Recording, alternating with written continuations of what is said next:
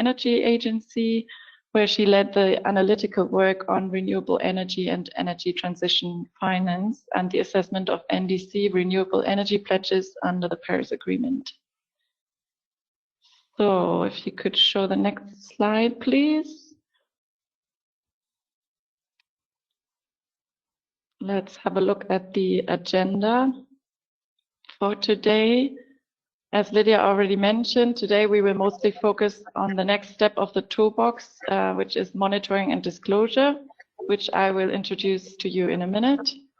And as Lydia also said, the rest of the webinar is packed with many short, but I hope very interesting inputs from some very knowledgeable people. So first, Romy will provide us an overview over the whole reporting requirements landscape and introduce an upcoming publication by UNEP-FI, which will be highly relevant in this context. Then Ben will give us some insights into EBRD's experience with testing the TNFD, and Eva will shed some light on the experiences and challenges business face with regard to reporting.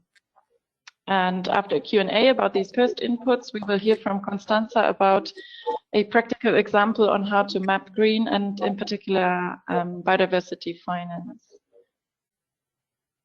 And after that, I will quickly introduce the toolbox's last step, step 8, which focuses on knowledge sharing, before we will then have another Q&A. And at the end, Odile Conchou from AFD will do the wrap up of the session and conclusions. If you could go to the next slide, please.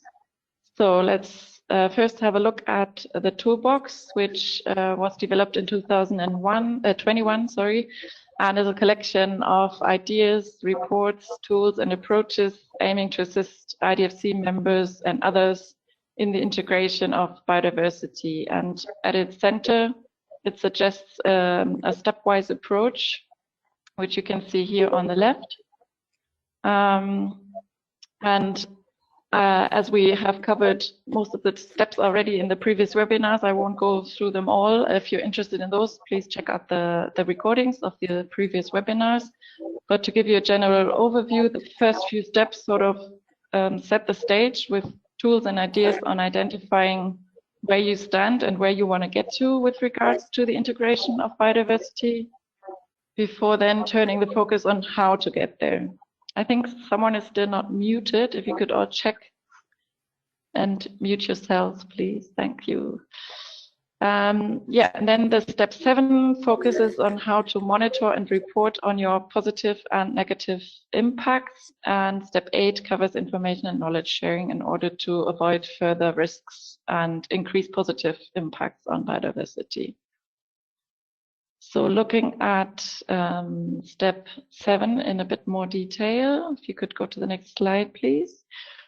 Monitoring and reporting is important for increasing transparency on biodiversity risks, impacts, and opportunities in order to, on the one hand, enable the assessment of risks to system-wide financial stability, and on the other hand, also to adapt processes and investments on the institutional level, and thereby further promoting no net loss and net gain objectives. And since Romy will provide us with some more details of different frameworks and standards, and a lot has happened in this area since the toolbox was published, I will just briefly introduce what we have covered within the toolbox. So one aspect is, or one tool or standard is the GRI standards, GRI standing for Global Reporting Initiative, which is a comprehensive set of guidelines for organizations, companies, or institutions to report on their economic, environmental, social, and governance performance. And they provide a framework for transparently communicating an institution's sustainability efforts, impacts, and commitments. And by adhering to the GRI standards, institutions can produce consistent and comparable sustainability reports. And the GRI standard 304 biodiversity from 2016 is currently being revised. And as far as I'm informed, the revised standard is still expected to be released soon. And if you go to the next slide, please.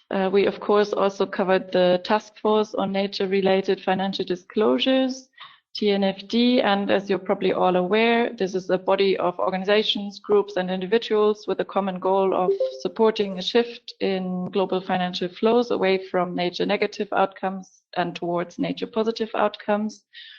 And the TNFD has developed a set of disclosure recommendations and guidelines for business and finance to enable the inclusion of nature into decision making.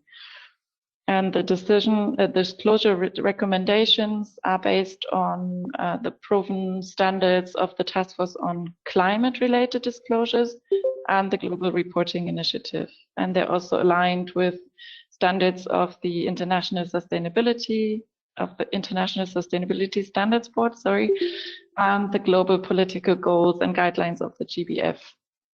And one important component of the TNFD recommendations is the LEAP approach, which stands for Locate, Evaluate, Assess, and Prepare, which provides companies with practical guidance on how to identify and assess their nature-related dependencies, impacts, risks, and opportunities. So aspects we also covered in previous webinars. And one last point that I would like to raise is exercises of tracking nature positive finance by either individual institutions like AFD or groups of institutions such as IDFC, which Constanza will introduce later. And another initiative worth mentioning here is the Coalition of Multi-Development Banks, who have set common principles on how to go about such a tracking, for example, defining eligibility criteria, what to include, and thereby also making results more comparable across the different MDBs. And as I've seen, Constanza was involved in this process as well, and we'll talk about this a little bit in her presentation as well.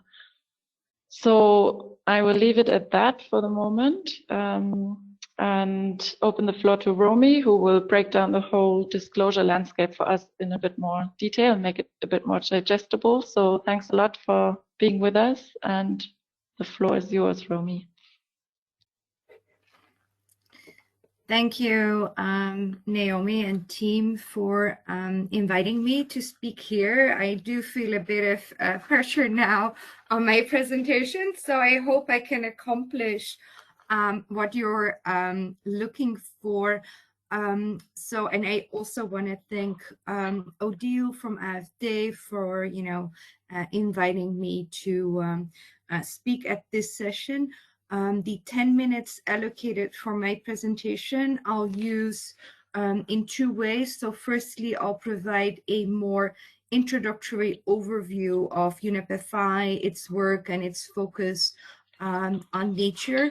I always like to do that when I give a presentation, because I don't think I can expect everybody on this call to know our work in detail.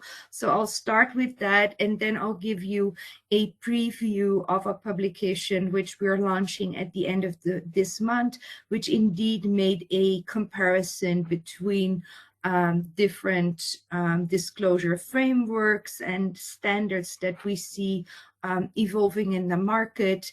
And the reason that we wrote this publication is that it's basically the #1 question we get from our members, because, in honesty, they're struggling to see the forest for its trees now with so many different initiatives emerging. So they look for alignment between them.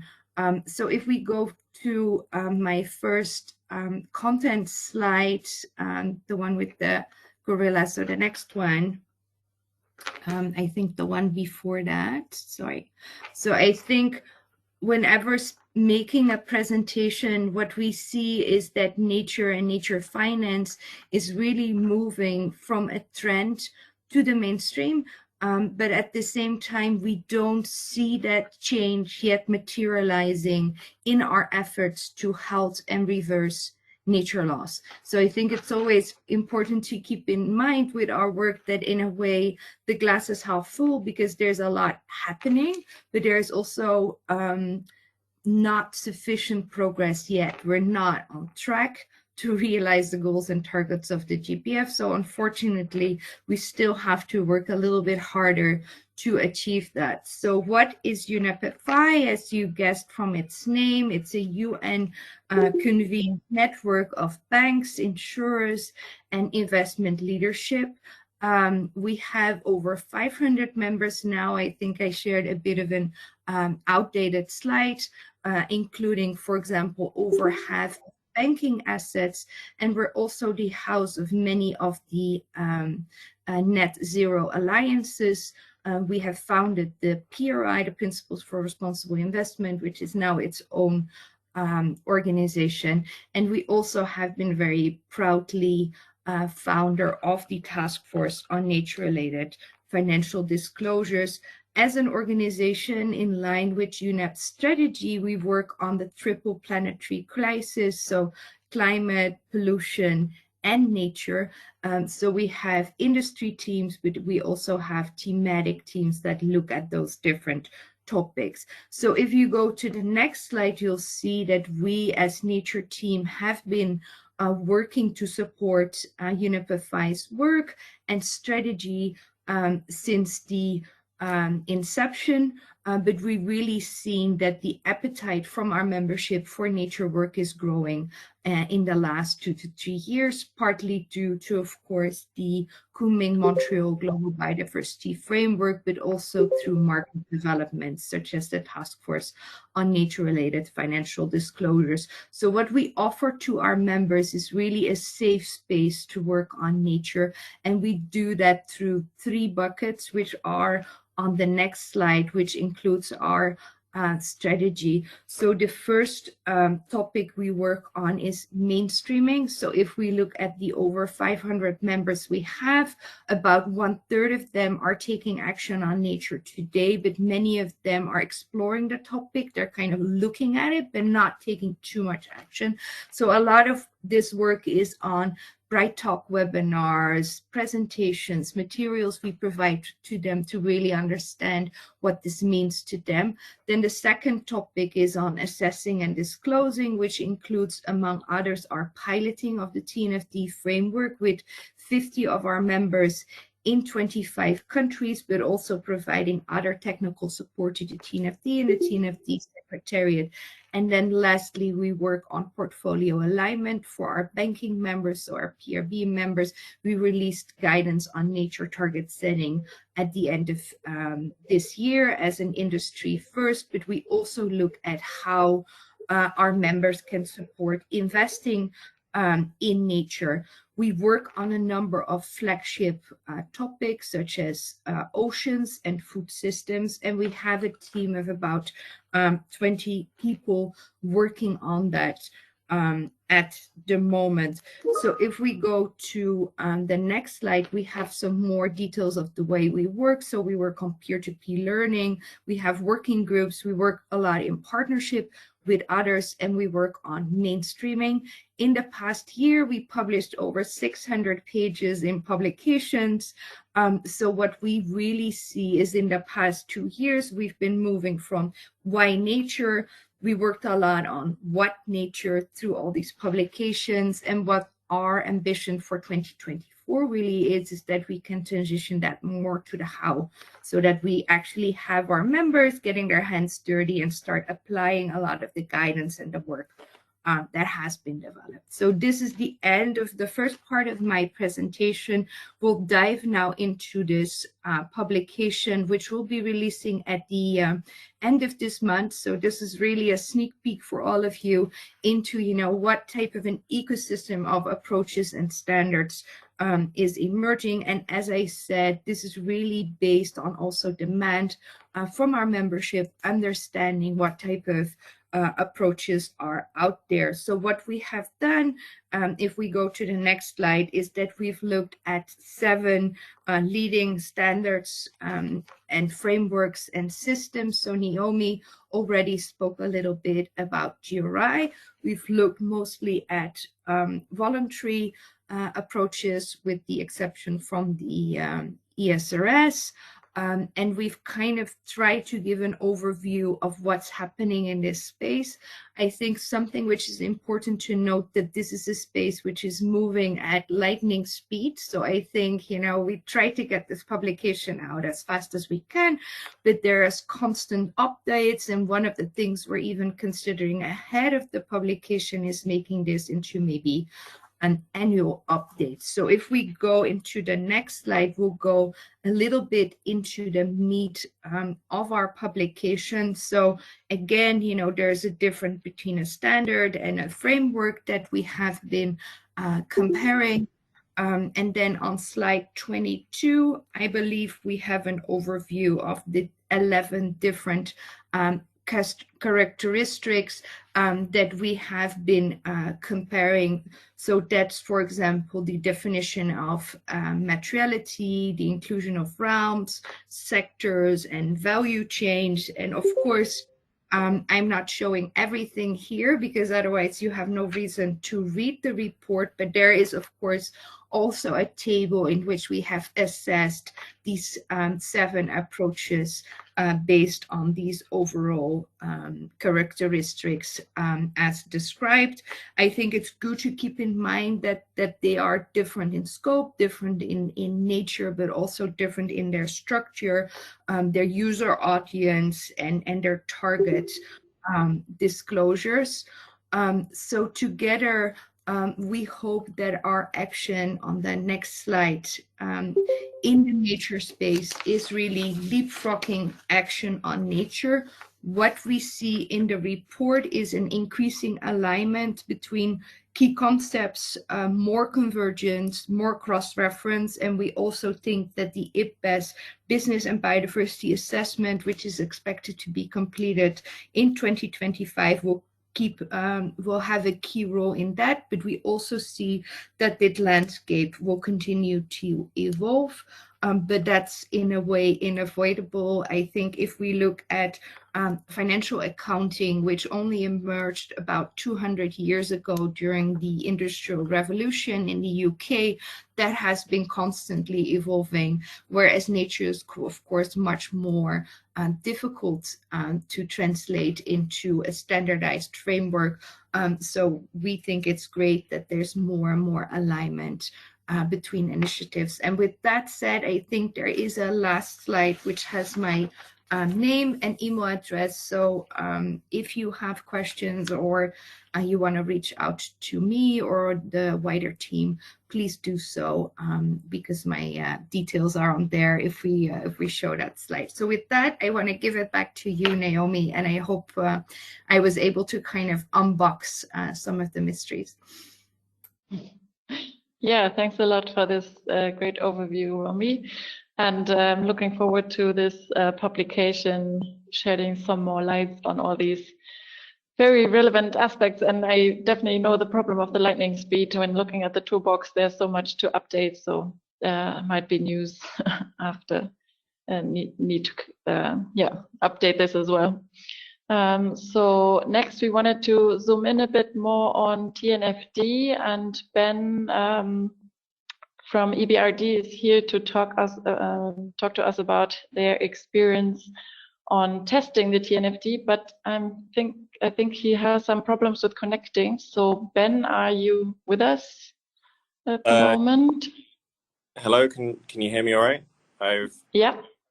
phone on my phone, so that's why my camera is off. Okay, no problem. At least hopefully you can hear me, and that will be okay, be enough. I think it works okay. You're a bit, it's a bit shuttered, but maybe when I turn my microphone off, might work better. So let's give it a try. Okay. Yeah, let's hope for the best. But yeah, interrupt me if it's not working well, and then I'll see if I can try again to get through on my computer. Yep, will do.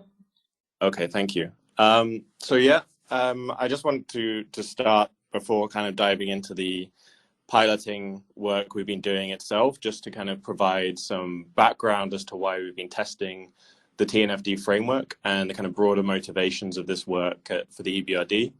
And that sort of starts by framing this work in our overall approach to nature that was published at the end of last year. So in this approach, we've kind of drawn upon 4 key inputs, 2 internal, 2 external. On the internal side, part of this is our kind of green finance strategy with nature as one of the 8 themes that underpins this, but also our environmental and social policy that provides the tools to understand ecosystems and is our sort of foundations of do no harm. But also on the external side, we have the kind of agreement that was reached in the joint statement on nature, people and planet that was from the joint MDBs. There's very much, the focus there coming through on how we mainstream nature across our operations. And then also, of course, the GBF and how we respond to that to understand how the sort of goals and objectives there we can aspire to support. Ultimately, resulting from that, we grouped our approach into 3 key themes of protect, invest, and disclose.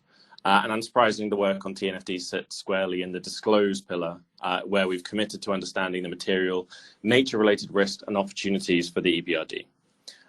So that was just a bit of background, but going on to the next slide, just kind of digging into that disclose pillar a bit further. There are 3 main activities that I want to highlight, which is around how we report our activities in support of nature, including responding to emerging definitions for nature-positive finance and others, how we make publicly accessible our biodiversity baseline assessments that we undertake on projects, and how we look at both our own risks and support our clients in looking at theirs as well. So on this last point, we recognize that the bank needs to keep pace with emerging standards, and obviously standards have been kind of already referred to significantly already. But it's also something that many of our clients will need support with to achieve compliance with that changing landscape as well.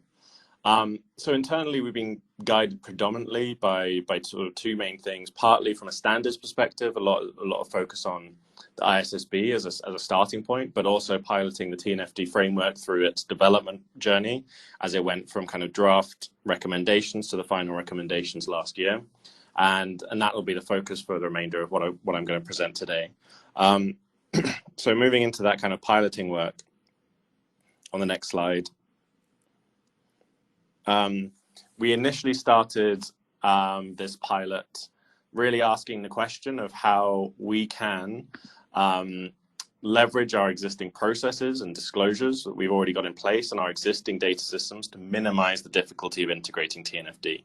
So starting from a point of how can we do this as effectively and easily as possible rather than trying to build something brand new from the ground up and looking at the TNFD framework in that sort of viewpoint. And the objectives of that initial assignment were around understanding and prioritizing our most significant areas of impact dependency and opportunities, and also that feasibility of based on what we had today, how easy would it be to close gaps towards that TNFD framework?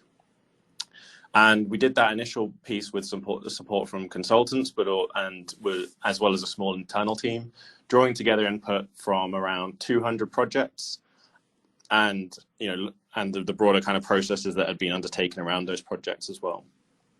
Ultimately, we took quite a simplified approach at that outset, basically looking at what was in our data systems, existing due diligence, things like the locations of the projects, the activities that were supported, but not really digging into a lot of the details because it was around prioritization rather than kind of what is the specific risk that we need to kind of dig into at that time. And this was broadly to follow the LEAP approach as well of the TNFD framework. So in that space, we were very much focused on the kind of locate and evaluate phase of that LEAP framework, given the kind of broader set of goals. So how did this sort of work specifically? Well, we kind of combined data sets on sector level sensitivity with then location level data. So combining that kind of sector level location data. So on that sector level, we relied on Encore as the main source of input for the relative scale of potential dependencies and potential impacts across a range of ecosystem services and impacts respectively. And there we were relying really on the kind of JIX codes that were in our systems already, just basically doing a matching system to what was already available in Encore. And again, not trying to rebuild the things that we didn't have. And on the project location data, we did this very much from a sort of GIS approach, overlaying different data layers considering different types of land cover, different levels of contextual intactness and biodiversity intactness, things like mean species abundance, soil biodiversity, and nutrient availability, overlaying those different sort of layers to give us a view of what was the state of nature at the individual locations we were looking at. So from that, we basically were able to filter down our list of around 200 projects into a subset of just over 20 that really had the highest nature-related risk on both the perspective of dependency and impact. So from that perspective, it was a success in allowing us to really prioritize and use that information effectively to figure out what mattered most. But it still also highlighted some challenges of really moving that insight beyond there, because while it gave us kind of base insights, it didn't allow us to kind of move beyond to really saying, what does the risk look like for that specific location? Like really translating, okay, we know there's an exposure into what is the risk. And we were probably still at that point stuck more around understanding exposure than the actual kind of risk. And it also highlighted other challenges that where we are is that we need to move beyond some of the kind of existing biodiversity safeguards to understand nature in the full scope of all the aspects that come under the kind of broader umbrella of nature than biodiversity, because they aren't fully interchangeable. And to think more about dependencies, because we highlighted a number of dependencies through this which wouldn't have been looked at through our kind of more impact-oriented analysis that we did during our actual due diligence on those projects. And as well, this was a point-in-time analysis. So one of the things that it highlighted to us is we can understand based on today what the risk might look like, but this type of analysis didn't allow us to say how's that risk going to evolve into the future. So that kind of scenario-driven mindset was not quite there for us. And then also, I think one of the things that's true is that a lot of these data sets are, ultimately normalized for a sort of full global view. But the reality is that a lot of our regions, and we've highlighted where the projects are on this map here, are not areas of high levels of biodiversity intactness and have undergone a lot of change in ecosystem and ecosystem conversion already. So there's a degree to which we were sort of maybe under reporting our risk, because when we look at the relative exposure in our regions, those global data sets sort of underreport the level of risk that we might face. So yeah, there's a couple of things I just wanted to highlight there in terms of the kind of how we went through and the kind of things that came out of that initial work. But that initial work was probably completed over the course of about 2 months. So it allows us some good level of insight, but also took us in a good direction going forward. Moving on to the next slide, we then kind of followed this on by looking at some other tools to look at how we could compare the insights from that initial exercise to what was emerging in the market over the last year. So there we kind of wanted to look at the WWF Biodiversity Risk Filter as another tool that's available freely to assess our portfolio.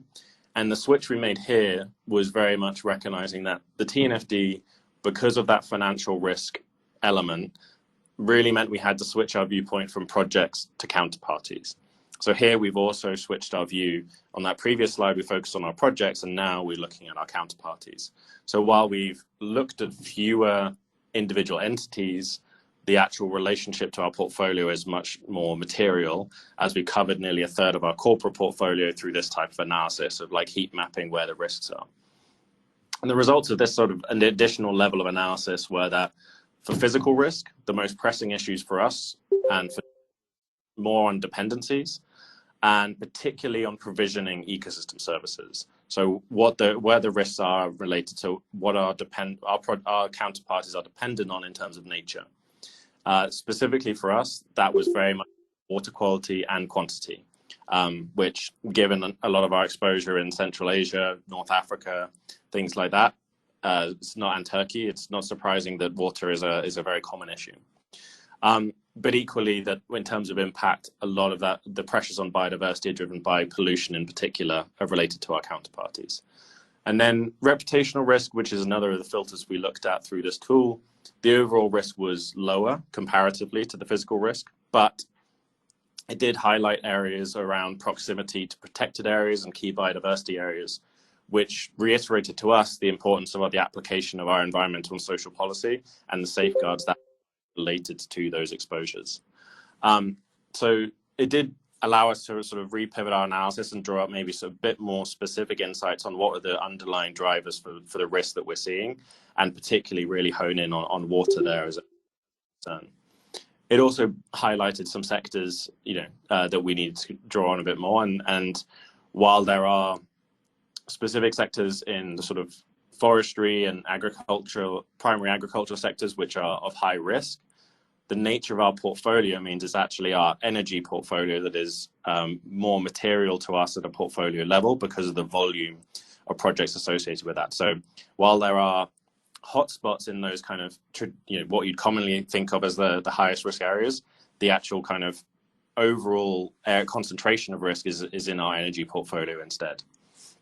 So just kind of going on to the next slide here, and I'll wrap up shortly. I just wanted to kind of flag that we've also kind of looked at the reporting requirements a bit, and particularly on the metrics, recognizing, again, that theme of what can we do with what we have today and what's the challenge to kind of closing that gap. And I've listed the key metrics that are part of the TNFD framework here on the left-hand side. I'm not going to go into detail reading this all out, but just to kind of highlight what we've looked at in terms of significant findings and where the gaps are most distinct. The degree to which we have full portfolio coverage to screen and report on the first two metrics around risk exposure. We know that's a work in progress, and that's reflected in those two slides on the kind of different heat mapping exercises we've been doing. While we've covered a good proportion of portfolio, we know that we've done it where the data is readily available. So what we've done already is the easy part. The hard part of what's in the tail of our portfolio remains the big challenge. And then additionally, on the final metric on this slide, this also presents a challenge, because while it's something we would have good insight on our projects in terms of understanding that level of exposure to high level impact areas, we haven't traditionally collected that data on our counterparties. And that's how all of us have kind of structured a lot of our due diligence in the past, is to focus on the projects, not the counterparties. And as such, we do have a gap to understanding which of our counterparties have some exposure outside of our projects to those sensitive areas. So, that is a whole new set of data that we just haven't been collecting in the past. Nonetheless, not all things are as much of a challenge, and we do think the remaining metrics we're looking at here are either we're already well covered, or it's something that's largely something we've committed to do through other activities. So closing the gap on those remaining metrics is actually something that doesn't scare us so much. So I'll just wrap up on the final slide, just to say, if we just move on. So the kind of where this piloting work has taken us, and the work we've done on TNFD, is that these are kind of where our focuses will be going forward. Is we are continuing to work directly with the TNFD as an organization to support their work going on into the next phase now that the framework is developed. In particular, the activities around market awareness and capacity building, because there's a lot of work we're doing on particularly areas of transition planning, where as we want to work towards how do we develop climate and nature transition plans that are cohesive and holistic, we want to work with the TNFD to kind of bring our insights into the developing market context for transition planning already, and help support that kind of emerging work stream. We're also working with the NGFS, which, for those of you who are less familiar with them as an organization, that's a kind of group of predominantly central banks and similar organizations who are looking at the kind of macroeconomic impacts of these emerging risks. Have the work in the past a lot focused on climate, but also now there are nature-related working groups and work streams. And we've been supporting on the kind of emerging case studies of what the macroeconomic fallout of some of these nature-related risks are, and what are the right tools to assessing those risks in terms of scenario analysis. So working on that kind of macroeconomic side to answer the questions of how material will these nature-related risks be, and what are the best tools for translating physical exposure into financial exposure. And additionally, this work on alignment and interrelationship between TNFD and the key market standards is obviously critical, because while we are being led by ISSB in reporting in terms of a lot of our own internal thinking, a lot of our clients will need to comply with CSRD, and how we basically provide a cohesive way to approach that ourselves is obviously a key focus. And yeah, I mean, ultimately, we all want to get towards integrated processes. We don't want to have nature-related risk assessments that run fully in parallel to climate-related. We want to be able to do the two collectively, so that we minimize the internal resources, but also make sure that the climate and nature nexus and any potential trade-offs are reflected in a single set of processes, rather than us basically having big gaps in how we try and deal with climate and then provide knock-on, nature-related risks for our clients down the road. So that's kind of a lot of kind of where we go on from this. But yeah, hopefully that gives you a useful overview of the work we've been doing to kind of engage on TNFD specifically. Yeah, thanks a lot for these interesting experiences and the practicalities of applying TNFD, and also the challenges involved, such as really understanding risk instead of just the exposure. And I like how you stressed the need to integrate these processes. And I think this is something that is on the minds of a lot of IDFC's members as well, to not have so many parallel processes. And as we heard from Ben, disclosure by banks is obviously also very dependent on the participation and supply of disclosure reports by corporate clients. And therefore, we thought we would zoom in on this a bit. And Eva will now help us get some more insights into their experiences and challenges. So thanks, Eva, for joining us, and you have the word. Thank you, Naomi. This is a very challenging environment, especially as you rightly said, given the fact also that the bank or EIB is a European institution. We are also required to report under CSRD, as well as applying. So we did an applicability assessment and applying best banking practices. So we also are going to be reporting under the requirements coming out of the European Banking Authority, so the supervisory body governed by the ECB. So that creates a double challenge, then getting that data and the right type of data that we then can meet our commitments. Next slide, please. So just what I wanted to touch upon are especially under the CSRD, so it's the ESRS E4, there are 4 environmental objectives under the EU taxonomy, and one of them, the 4th environmental objective, is biodiversity and ecosystems. I do think it should have been given a little more prominence and not given, a ranking of the 4th one, but it should have been up there with climate, but that's just a personal insight on my part, because it's always given as an afterthought. So the goal and the objective of reporting for under biodiversity and ecosystems is to look at, the corporates or clients' direct impact drivers of biodiversity loss, the impact on the state of species as a result of their financing or activities, the impacts on the extent and conditions of ecosystems, and impacts on dependency on ecosystem services. What is interesting, and this is something that Ben alluded to in terms of the interlinkages, the climate and the biodiversity nexus, but it's also one of the key drivers is pollution. You see an interlinkage between the other reporting requirements and disclosure requirements for the other 3 environmental objectives. So on pollution, water, and then of course climate.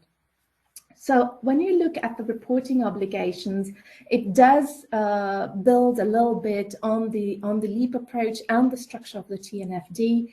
There have been a lot of engagement, and so you've got the overarching requirements, the implementation, and the metrics. Now, you will see language in the ESRS template, reporting template, that talks about transition plans, very similar to what you have in climate, but you have targets of no net loss and the concepts of no net loss. So you have different types of concepts without clear definitions. You have concepts of offsets that you see repeated and reporting against, or what are the types of offsets, and without also clear definitions and understandings. You have this whole concept of measurable targets. Now, what are measurable targets? And the whole issues of metrics, and they talk about impact metrics and impact indicators. But when you actually look at the detail, these are not impact metrics. Not all of them are. Some of them are output metrics. Some of them measure the state of the environment, but they are not impact. If we are really prescriptive, or let's say we talk about impact, these are not impact metrics and indicators. And that whole area of impact measurement is something that is up and coming, and an area that we need to get our heads around, because there is one reporting element that is critical, and that also relates to some of the exposure and the financial exposure, translating physical exposure to financial exposure that Ben alluded to, is the financial effects. So that's one of the indicators, the financial effects of the activities on biodiversity and ecosystems. However, we don't, at the moment, they alluded to, or they equated to some of the input metrics that we have in terms of our financing that goes towards biodiversity, but it's the financial impact of that. We have at the moment no adequate indicators to be able to assess and report on those financial impacts. Next slide. So these are some of the challenges that are faced by companies, and that we have also noticed, because it also is for us a challenge then to be able to aggregate that data and to be able to, for us to report as a financial institution. So of course, something that is has been, more in a number of discussions, and so insufficient data collection and reporting. Actually, if you think about it, less than 10% of companies, at least at European level, report on biodiversity. They do report, some of them do report on certain metrics, most of them report on climate, but really we had hoped that that number would be greater, especially with Article 29 under French legislation. But in fact, most of them try to report on biodiversity using carbon metrics or GHG emissions, putting it within the context of climate reporting, but actually what we do need to be reporting on biodiversity is wholly inadequate. We are also suffering, then the counterfactor is that we're suffering from a data overload.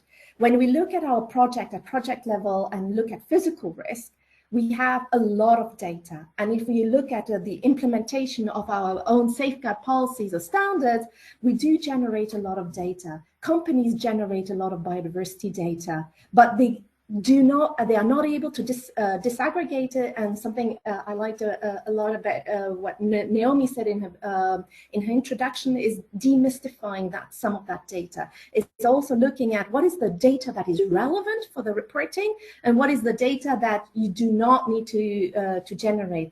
And companies and corporates have a very hard time, because they're not biodiversity specialists, to understand, okay, what is the materiality of that data? What do I need to actually request and report on? And what is that good to have in terms of, and what are the data that I need that will impact on my strategies moving forward? There's also a lack of clear communication. We have a tendency, and we know it ourselves because we are also at fault, is that when we report on our sustainability reporting, we tend to enhance, right, initiatives and performance. We couch it in vague or overly complex language. There's a lack of context. And it can leave the readers a bit confused and convey a sense of course, of greenwashing and mislead. You know, there's a lot of times exaggerated claims, and that's because there's no clear standardization and understanding of those measurable targets. Definitions are often not consistent.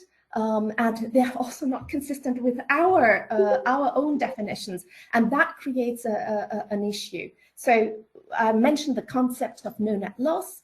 They're not consistent with our policies. And so how do we report then? How do we then translate that to meet our definitions and then be able to report also at a portfolio level? There's, of course, the failure to set measurable goals. This is very difficult, and we're talking about transition finance. What are those measurable goals? Understanding, of course, also taking a holistic approach, looking at your supply chain. I mentioned already the impact metrics. There's limited stakeholder engagement, and when I talk about limited stakeholder engagement, often, you know, so we look at it as a tick box exercise, but now with this non-financial disclosure reporting requirements, it's more than a tick box exercise. It's actually trying to ensure more of a transformative change. But in order to do that, you need to understand also the critical issues that matter to your stakeholders, to your shareholders, in and upstream and downstream. So also looking at the whole value chain. And that makes it even more complicated. There's not enough visibility in the supply chain. And there again, we are seeing inconsistencies. So you have, for example, at the European level, the German Supply Chain Act that is now being implemented. And there is a requirement to be looking at biodiversity issues in the supply chain. But again, there, the metrics or the data that you need to be looking at is different and cannot be comparable to, for example, what is being asked for under CSRD or under TNFD. So that makes it very difficult. To lack of comparability from one company to another in the same sector is what you're going to get. So for financial institution, then for us to be able to aggregate that and then to report ourselves on our financing makes it even more challenging. And then it's difficult to get quality data from cross-functional units. And that's when what Ben mentioned a little bit is, you know, looking at the climate risks, looking at pollution and so forth, and bringing that all together and getting the relevant data from those cross-functional units. The one aspect, of course, that we generally face, then if we go to the next slide,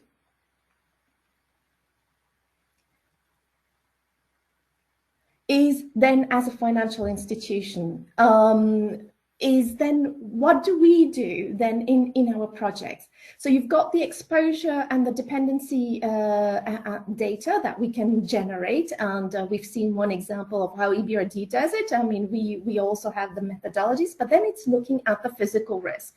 And one of the requirements and the recommendations coming out of the ECB is biodiversity footprinting. Again, a big concept of looking at physical risk. we have our own standards and safeguard policies. The MDBs, IDFC institutions also have their standards, whether you're applying IFC performance standards or World Bank standards or any other of the international recognized standards. That's one thing, and that's how we do our due diligence. But the biodiversity footprinting looks at here the pressures considered, looking at system boundaries, baselines, primary versus secondary data, and we tested this out. So we tested the methodology that is being proposed by the ECB that both the French Central Bank, the Dutch Central Bank have used, and the ECB have used. And we have noticed that, for example, at project level, this increases the due diligence or the time of due diligence in order to be able to really do a proper footprinting exercise by about 2 months. In a time when we need to be more efficient, do smarter due diligence, this is not sustainable. And it really does create or puts the question and the challenge forward. What do we do? How can we be more efficient in trying to get that physical risk data, which is absolutely important because you're required to report on that. And we just don't know. We don't have to be honest, we don't have the answers. But we are looking at, as Ben mentioned, similar to EBRD, is how do can we use our existing policies that we have to generate that physical biodiversity risk in order to have that comparability and to be able to also overlay the biodiversity risk with the climate risk so that we see that climate-nature nexus. So those are some of the challenges that we have been seeing. The companies are facing. They're having to report. What is interesting, they're having to report on 2023 in 2024. So I think we are going to see quite a bit of shift. Just wanted to mention, because Naomi, you mentioned the MDB common principles for identifying and tracking. One of a piece of work that we are going to be doing in 2024 is developing that taxonomy and those criteria, but also there's going to be a huge piece of work on impact indicators. I don't know if you heard the announcement by President Banga, so from the World Bank. There will be a working group working on impact indicators on climate adaptation, resilience, and the nexus to biodiversity, and also certainly on the biodiversity impact indicators, and looking at the impact of our finance rather than just the input, which is what we do right now in terms of finance tracking. I'll stop there for the moment and happy at the end to take any questions.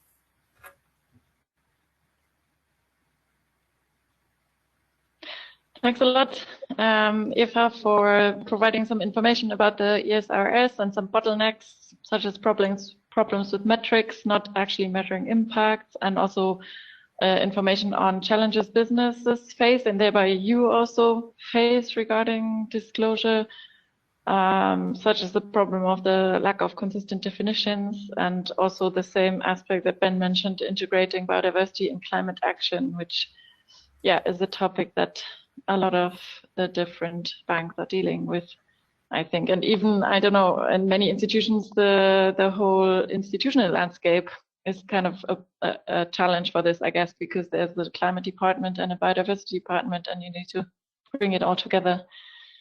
So we will now have a Q&A session on the inputs that we have heard so far. So are there already any questions in the chat? I don't see any. So feel free to post any. We will also stop for Q&A just before the end again. And maybe one question from my side would be then maybe to Ben, or actually all of you, how do you actually push or support your clients or counterparties with regards to monitoring and disclosure on nature-related risks and impacts?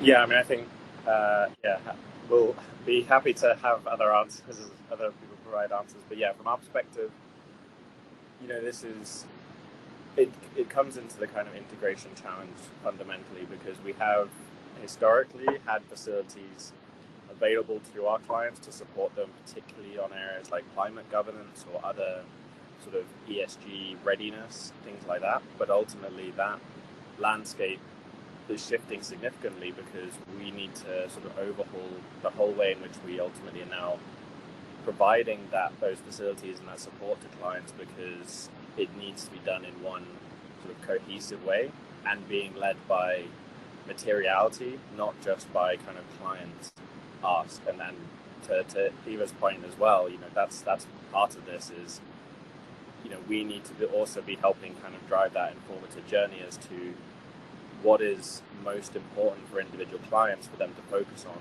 in that kind of piece of work, rather than it having been led, let's say, by, you know, what either we or they saw as priorities. We need to be led by that kind of materiality view, so that ultimately when it comes to their end disclosure, it's suitable and appropriate, not just for us as an eventual user, but all of their stakeholders as users of this in terms of disclosure. So yeah, I think it shifts it from kind of a bilateral discussion on importance and governance and things like that to very much being more standard landscape.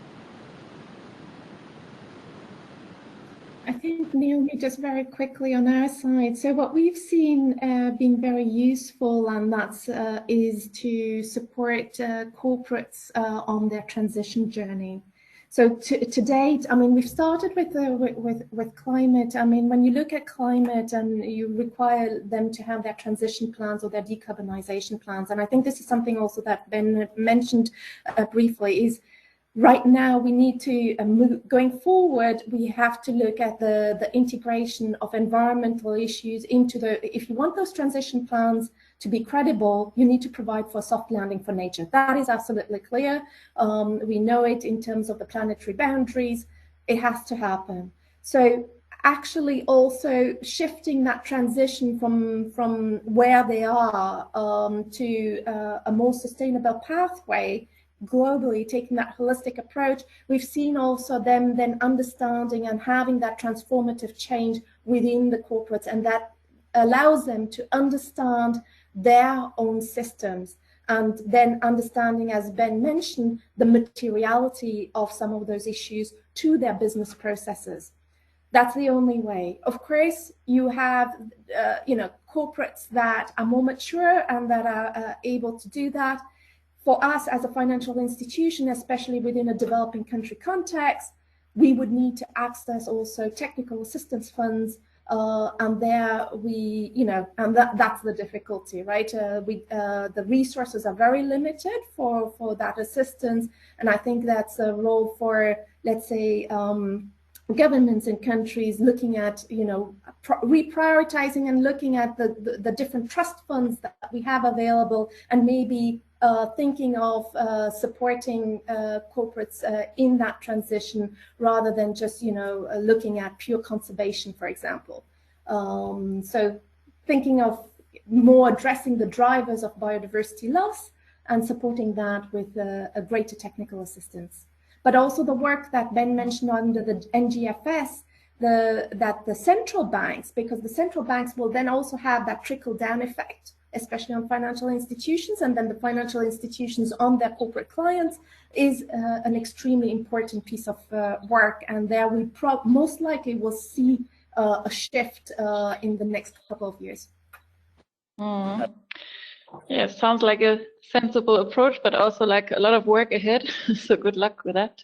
Romy, did you want to mention something as well, or shall we go ahead? Yeah, I just wanted to come in briefly to again underline that we see among our membership that most of them are only starting to explore nature and nature risk now. So we really, what we want to do is advance those that are more advanced, but also make sure that those that haven't advanced yet start on their nature journey shortly. And I think what helps if we make nature part of a wider climate or overall environmental risk journey.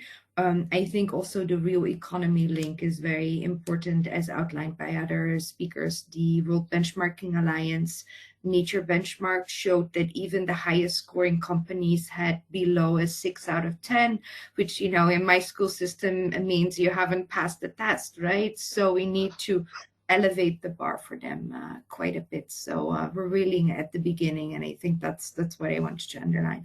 Thanks, Naomi. Okay, yeah, thanks. So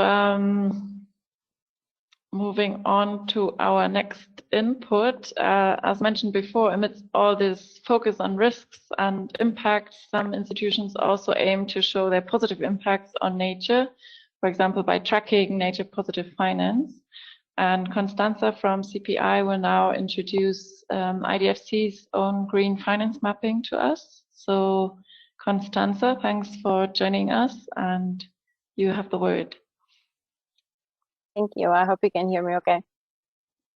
Yep. Perfect.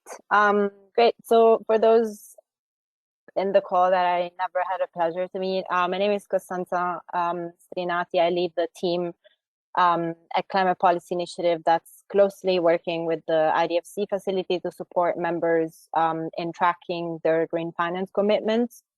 I also lead some of CPI's other work on biodiversity and nature finance methodologies. And in the webinar, I'm also joined by my colleagues Sean Stout, Gaoi Miao, and Caroline Alberti from CPI, but also Figo Spezzinaris from Trinomics, who we've been partnering with for the past couple of years for our biodiversity work. So if we go to the next slide, so my presentation will touch upon following points, and the team and I will be available to answer questions later. So we'll quickly look at why it is important to track biodiversity or nature finance. I'll then provide some key insights from our work with IDFC, looking at biodiversity finance tracked and reported by members, and challenges in tracking these flows. And I'll finally touch upon some of the progress that's also been made by the NDB group in the space. So next slide. So why track biodiversity finance? We can move to the next slide.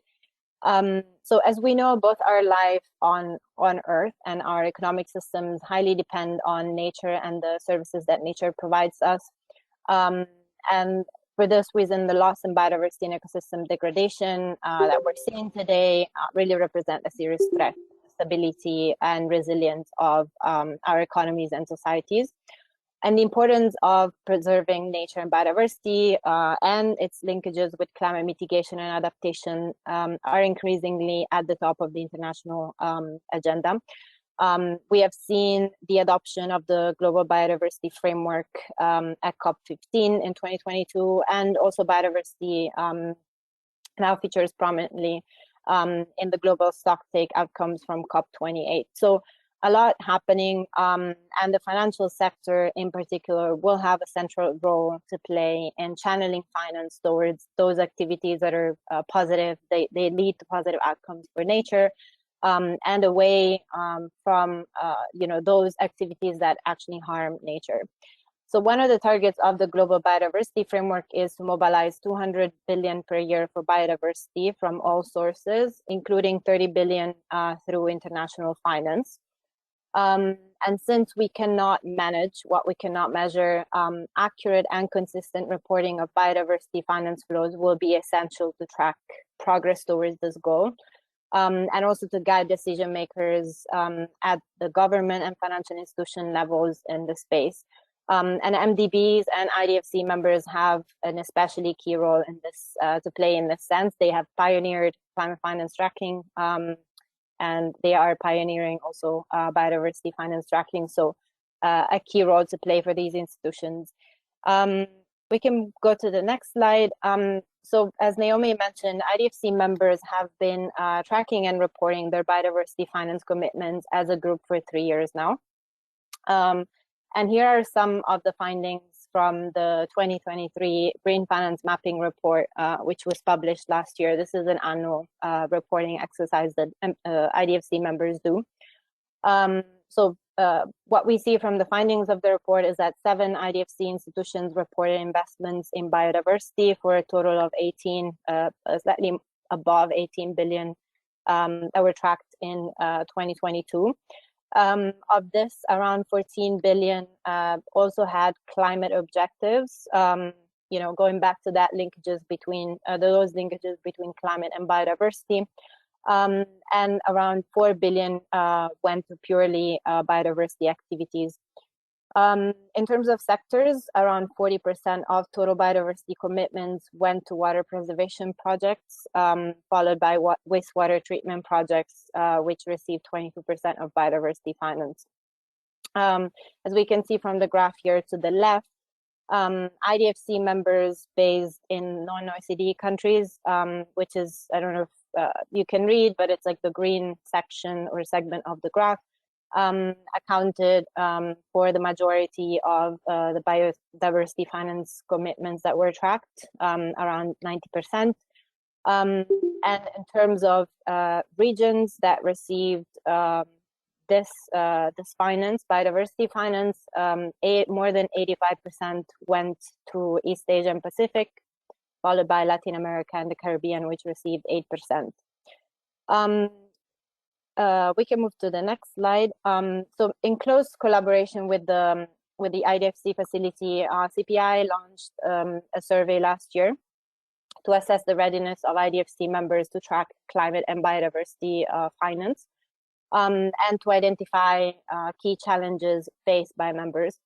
The survey revealed that only a few respondent institutions felt prepared to track biodiversity finance, which really is like a very different, but this compares to a much larger share of IDFC institutions that actually feel ready to track mitigation and adaptation finance. So we see this gap with climate finance flows. Some of the main challenges that were mentioned are ambiguities in biodiversity tracking methodologies. Some of these were also mentioned by previous speakers. So it's good that we're all getting kind of similar results from our work, so we can work and target these challenges specifically. So ambiguities in biodiversity tracking methodologies, especially when it comes to the interpretation of some of the elements included in the methodologies and their practical implementation. But also resource limitation and efficiency concerns at the institutional level.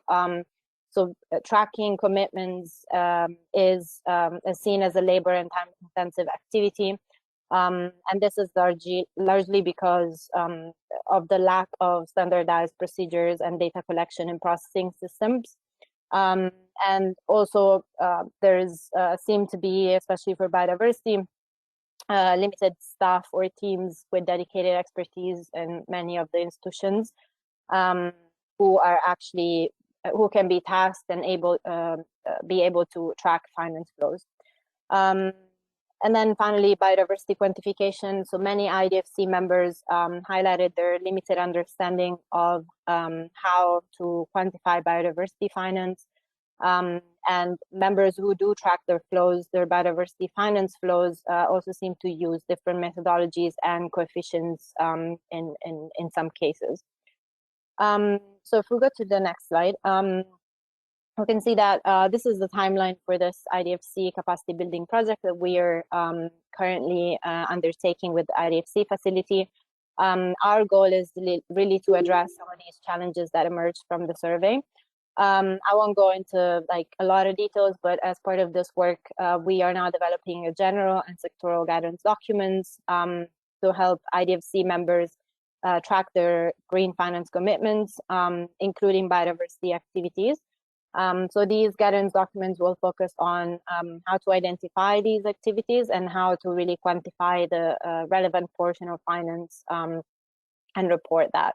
And we'll also provide some guidance on how to implement these guidelines and how to set up structures at the institutional level that can help and facilitate and make this tracking process fast and easy. We will also have some training sessions for 3 years where we will try and support and at a very practical level member institutions as part of their green finance mapping exercises. So if we go to the next slide, so IDFC members are not the only ones who have made progress on tracking nature finance. There's been a lot of progress also from the MDB side. Next slide, please. So in 2022 and 2023, CPI and Trinomics worked together to support the MDBs in developing a joint methodology for tracking nature positive finance. As part of this project, we interviewed several experts in the field and facilitated discussions among MDBs. I think we also spoke to some of you in this call.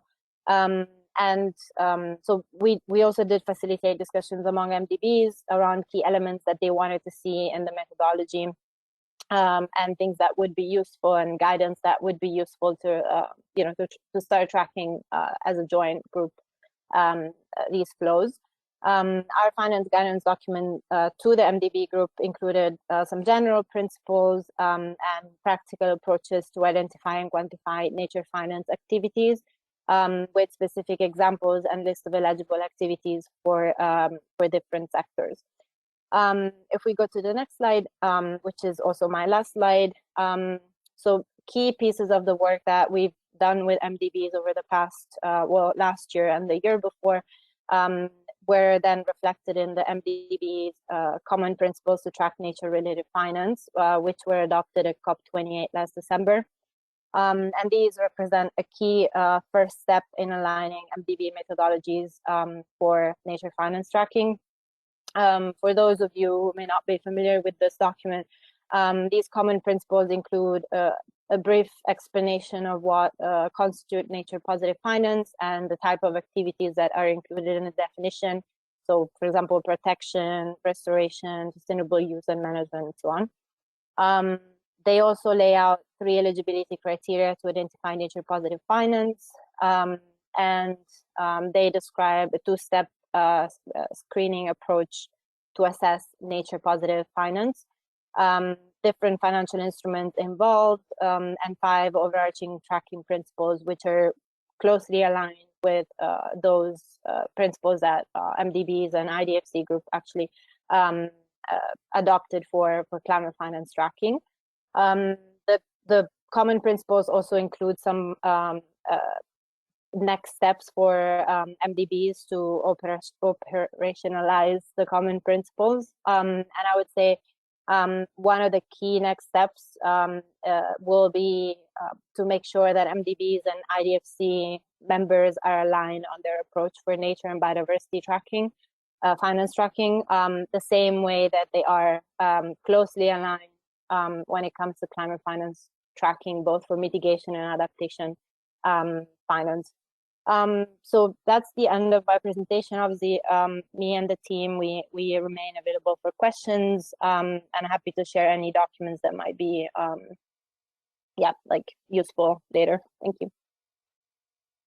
Yeah, thanks a lot for this insight on green finance or biodiversity finance mapping, both from IDFC and the MDBs.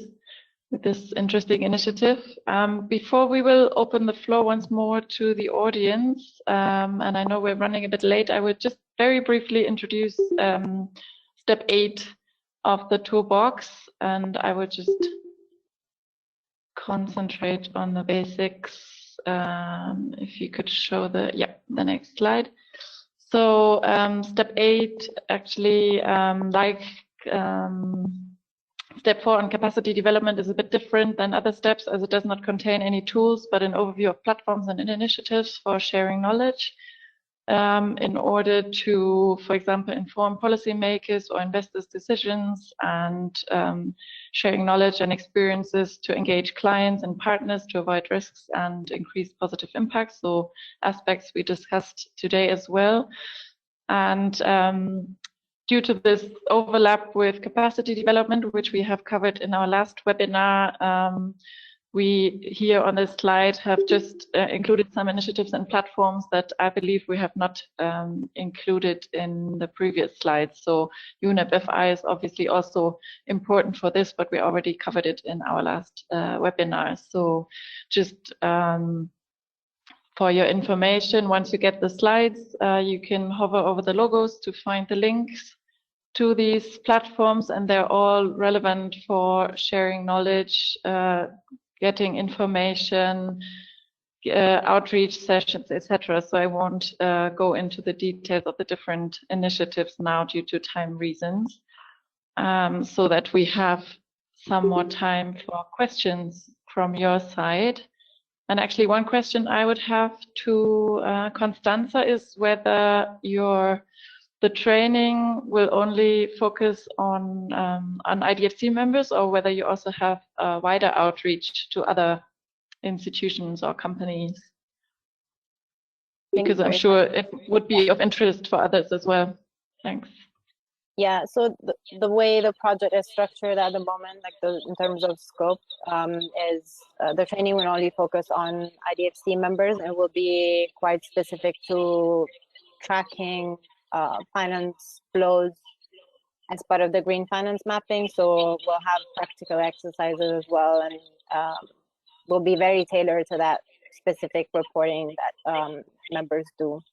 But yeah, like that's the scope of the project at the moment. I do see value in having, you know, alignment and holding maybe training for for a broader audience. Some that maybe we could consider maybe outside of that project or as an extension of that project. We're happy to like discuss that with IDFC further, for sure. Okay, thanks. Nicolas, are there actually any questions within the chat?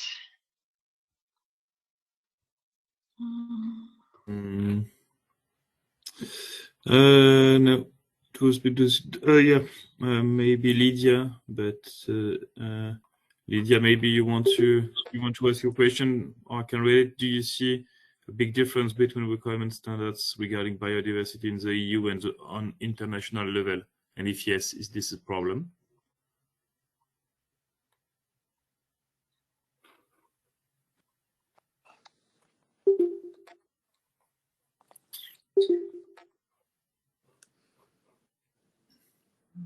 I'll try to answer that one. It's not an easy one to answer.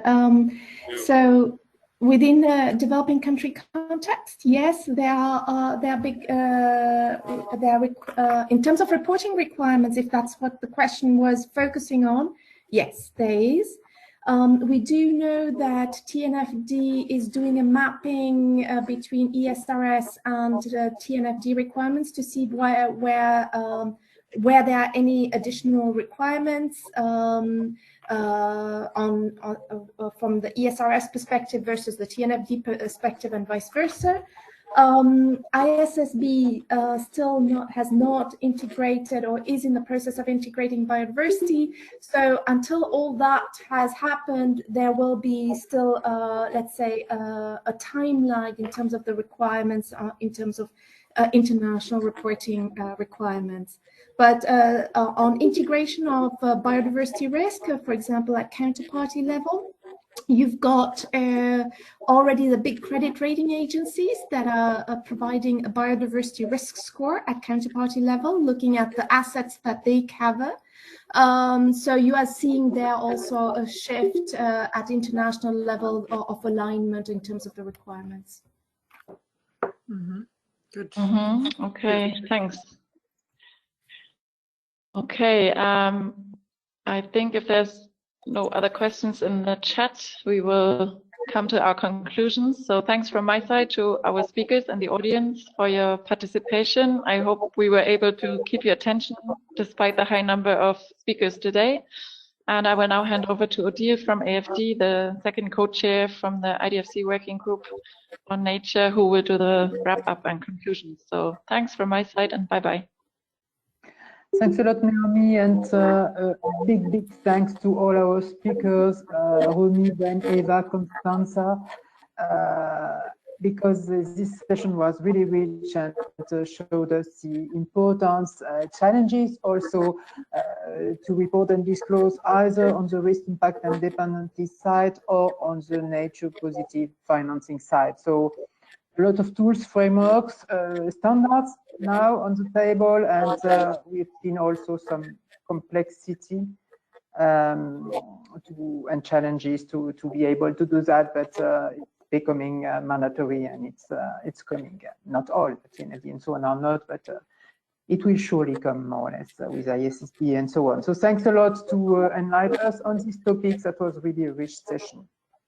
So just some words to close this fourth session. As you know, we had 4 sessions of training based on the IDFC Toolbox, Biodiversity Toolbox developed by KfW, as Nicolas said in the opening. We really hope that it will help you to either begin or continue to work and to develop your actions in terms of biodiversity in your different organizations. And above all, for IDFC member, we will continue to organize sessions, events, meeting on this topic with the working group in order to help and to exchange also experiences on these different ways to act.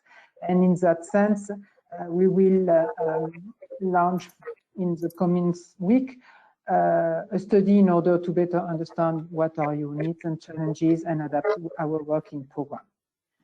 That being said, I would really like to thank Naomi Lawrence, who helped us to organize all these biodiversity sessions. To thank also the Secretariat of IDFC, Antonin Bertu, who is not there today, Nicolas and Marie Garcin. Thanks all the speakers who allowed us to have these 4 very good sessions, and Lydia, also my co-chair in this working group. So thanks a lot, and we hope to see you in further events. Bye bye to all.